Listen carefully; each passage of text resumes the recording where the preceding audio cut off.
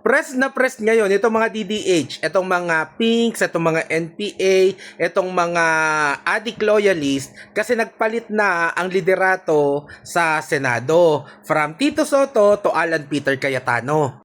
Grabe sila na makagawa ng content convincing the Filipino na sa pagpalit ng liderato sa Senado, parang wala ng pag-asa yung impeachment ni Inday Sara. Yung pagpalit ng Senate President, nirereklamo nyo, legitimate naman yan at dumadaan sa proseso.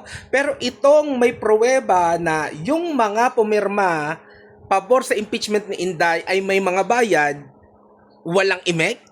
This only proves one thing, na all this time, mula noon pa, alam nyo na ang impeachment ni Inday ay hindi nakabase sa facts but highly political, pamumulitika.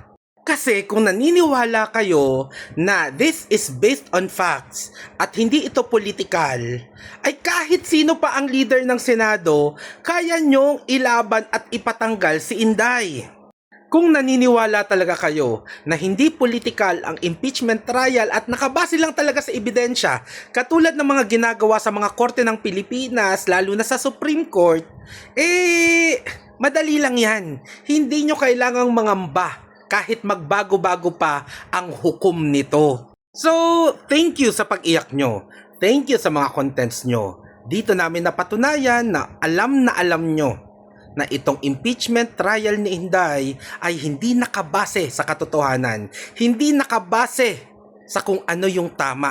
Ito ay nakabase sa kung sino ang nakaupo.